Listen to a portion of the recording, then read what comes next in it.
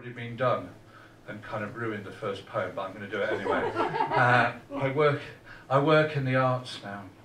I work in the arts now. I meet creative people, nice people, sensitive people.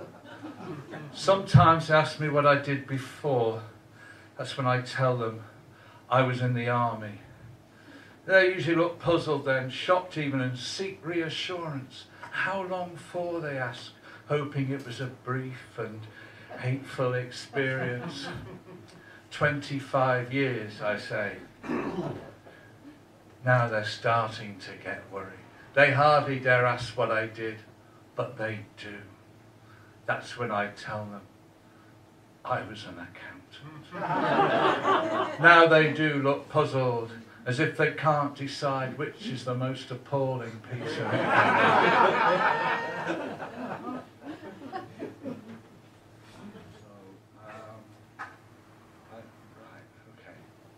Time.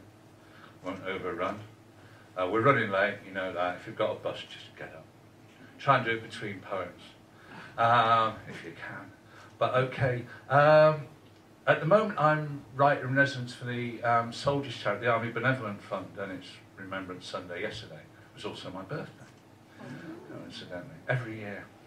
And so I'm of a generation that's fathers and, well, parents lived through the war, really, but all our games revolved around war games, and were outdoors because no one had devices in those days. Go out, come back at tea time. And I just thought it must have been strange for them to see us make a game of what they lived through. And there was a comic called Victor, which was a war comic, and every week the cover story was true stories of men at war. This is Victor. As fathers stroll home from work, there is no bird song, and November light is all but gone. Small boys run amok in avenues, take cover behind privet hedges, the smell of cordite heavy in the air. Over the traffic, the sound of battle, grenades whistling overhead, the sporadic rattle of toy guns from doorways. At tea time, those whose turn it is break cover, make a zigzagging run for it, shouting, "Achtung, Achtung!" They go down in a hail of bullets, competing for the most dramatic death. The pavement is so littered with Germans, the men must pick a way through to reach their gates, take their sons down paths into quiet houses.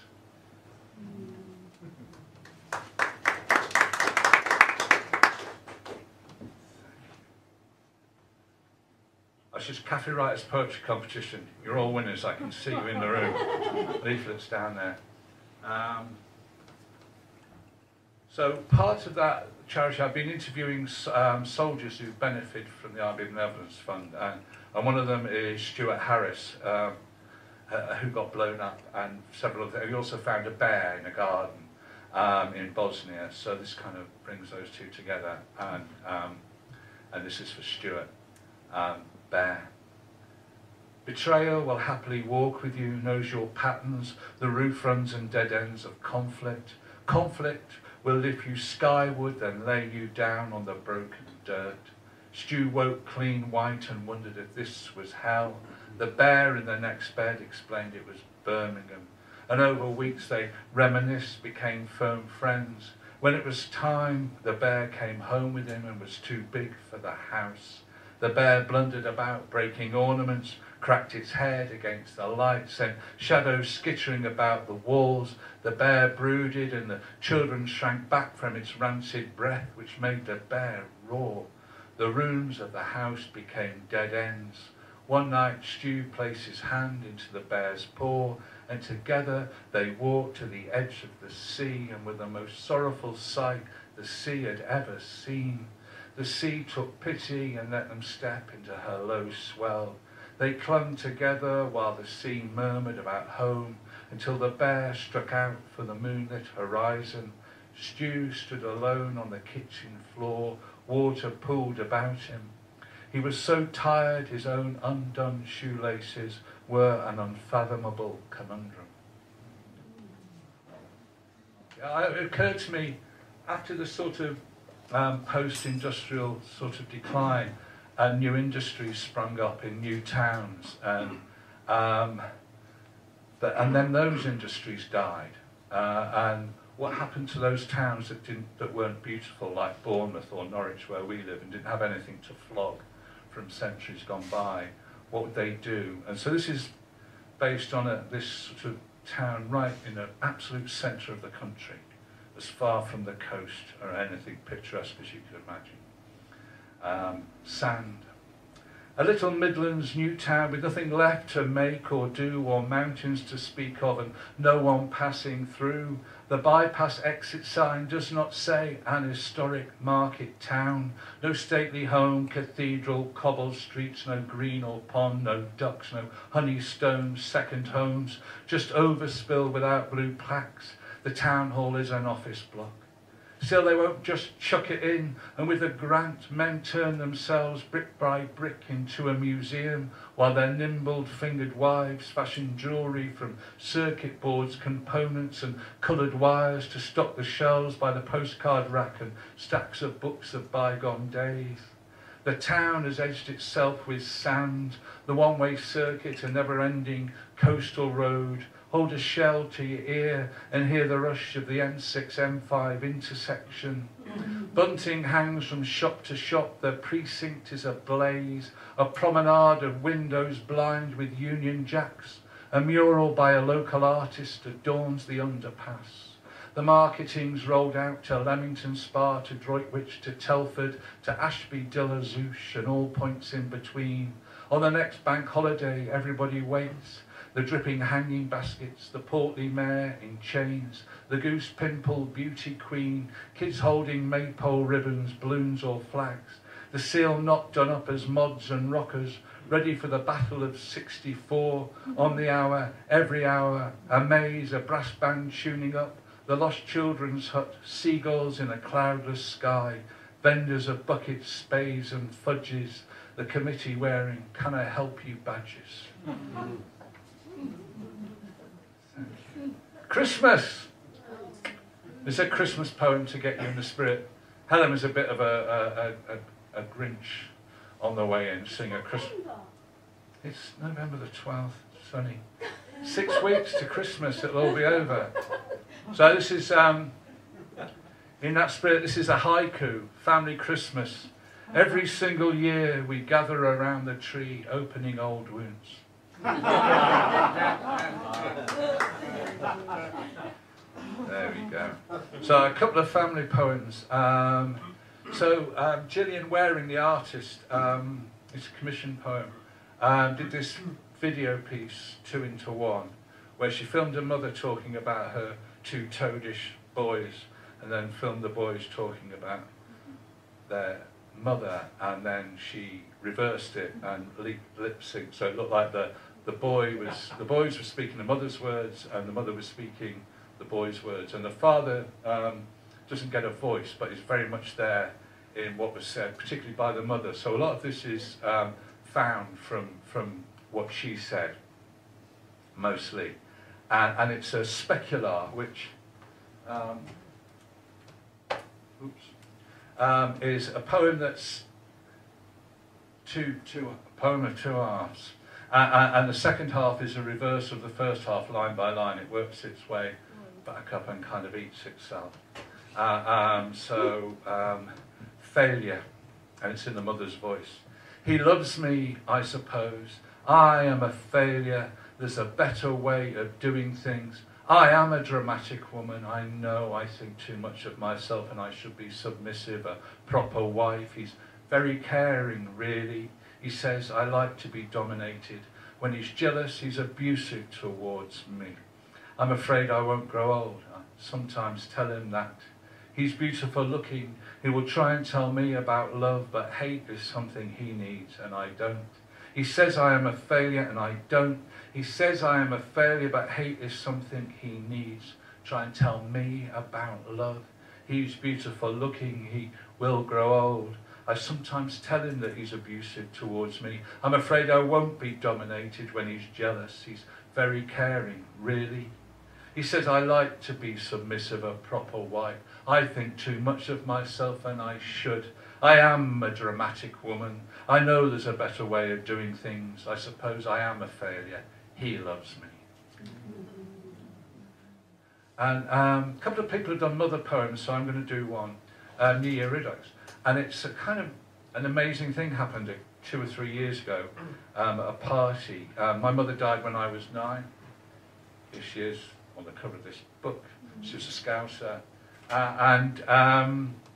So I never knew her when I was an adult. And then Helen and some of our friends dressed in the vintage fashion. And I had this flashback of a memory I'd forgotten for over 50 years, that I'd been allowed to stay up on New Year's Eve and see the New Year in as a dark-haired person with a piece of coal that goes through the back door at midnight. I don't know if that still happens.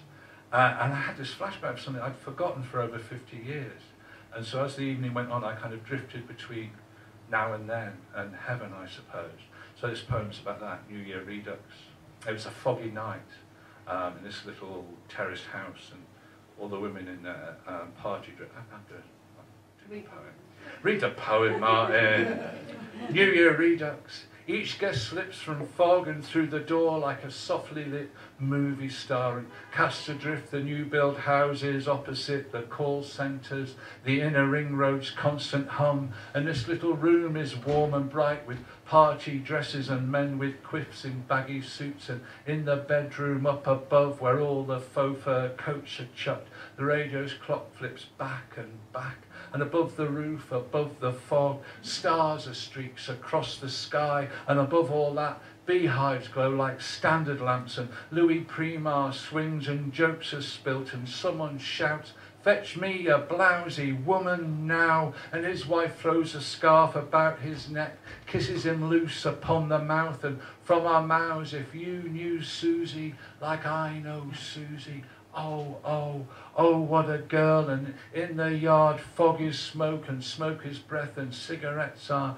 shooting stars, and through the misted windows blur is that my mother's gap-toothed grin, my aunts and uncles counting down, and is this me at the back door, a lump of coal gripped in my fist.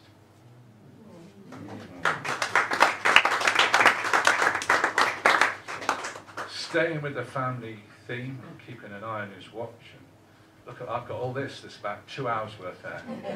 Don't worry, I won't. Right. But I'm very fortunate to have a Down syndrome daughter. She's 36 now, and she's quite grumpy for a Downs. If you know any Downs people, she's quite. We think she's got irritable Down syndrome. This is our theory. But since she's about this big, she's had a series of very intense love affairs. And she's now 30 years later, about that big, and still sort of moving through lovers. And there's a kind of answer to this poem, because it was written a few years ago. But this is Amy's lovers. It's not enough to love them. She must climb into their skins and wear them like pyjamas. It's Fireman Sam just now, has been for a couple of years. She wanders that pyromaniacal town with matches in her backpack. She'll smoke out the hero inside herself, hit rewind again and again. Can't get enough of his tune until 6 p.m. when she turns Sam off for Channel 4, taps her fingertips together, and is Mr. Charles Montgomery Burns. She has his shaky walk down pat, mimics his villainous laugh while Sam pretends to polish his axe. He knows it's not the last Lothario though, but the next. Some new kid, or pixels on the big screen at the multiplex, a cheap toy with her Big Mac, then it's shopping for DVDs, utility belts and action figures, and his heart's of stone, while out west, Woody tips back his hat, squints through the haze of all the years since Shaggy turned up in his mystery machine, and she began to dress in brown and green, left her sheriff badge to tarnish, but Woody was first and best and bides his time. Toy Stories 2 and 3 went by, but he's pretty sure when 4 comes out, she'll mosey on into town in a cowskin waistcoat, shout, "Yee-haw, Woody," like she's never been gone. And Toy Story 4 is out, and we've been 5 times, twice in 2 days. So thankfully Woody's back, because the Fireman Sam years were pretty rough. But I have another child, second favourite child, Sean. Sounds harsh, but we do. Do we? Anyone else got more than one child? Do you order them like that? No one's admitting to it. No, they would never. But let me explain. Like Sean once, when he was a teenager, right, in the West, came in from school, and I said, "How was your day?" And I said, "What did you do?"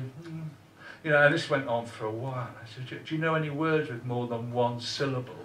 And he looked at me and he went, "Wanker." So that's why he's got no nice poems about him. There's this one though. It's a parody of Larkin's eulogy to his parents, which some of you may know. This be the worst.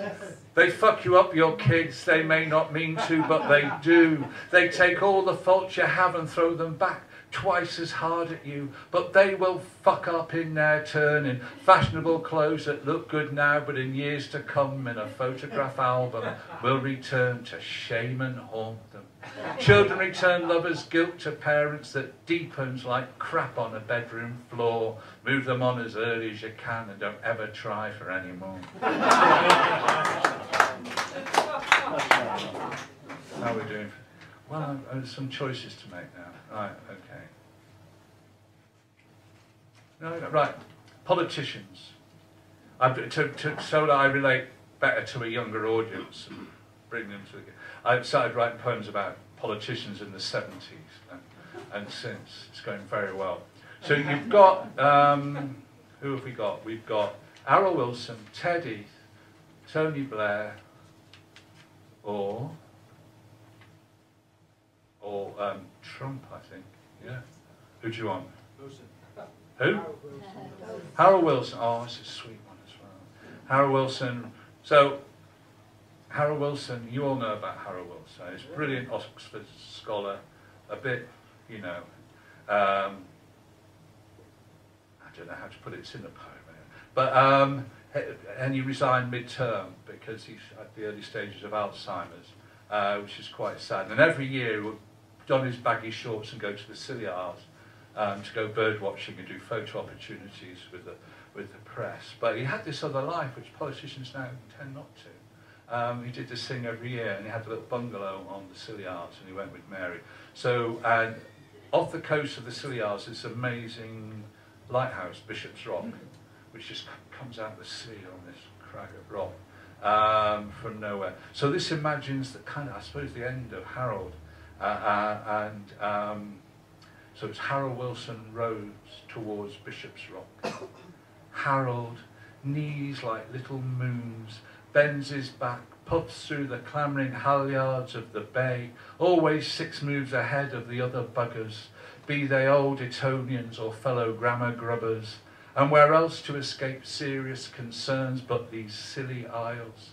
The cormorant is attentive company at the blunt end of the boat, kinked wings hung out to dry, Harold's words gulped down like slippery fish, the oars are worn soft in their locks. While he rows, he recalls himself a boy in a school cap at the steps of number 10. On the slipway, Mary diminishes to the red dot of her coat. The lighthouse lays down her path, tugs the glow of Gannex mac and pipe smoke through the net curtain of Mizzle. Mary turns, heads up the slope towards the archipelago's clustered lights and their ugly little bungalow. Right, time for 2 more to finish off. I'm just going to do, just really because of Paul's experience in Doncaster. We sometimes stay in Blythe Travel Lodge, which is just off it's at the A1 on the way up onto gig. And I got married in Stainton, my first wife, my second favourite wife, so far. It's from Doncaster, so I kind of know around there quite a bit. So this is, and having moved south, my brothers are in Crewe, which they claim to be north. It's only 30 miles north of Norwich, but apparently it's an important 30 miles. So this is a northern accent. Having moved south, it's not something you're going to need all the time. Keep it about your person, though, for those occasions when it might do you some good. For instance, making Southerners feel as if they haven't worked quite as hard as they might have to get where they are. Use it to order beer but not wine, and when you meet a real Northerner, keep your mouth shut. No one laughed at the Southerners bit.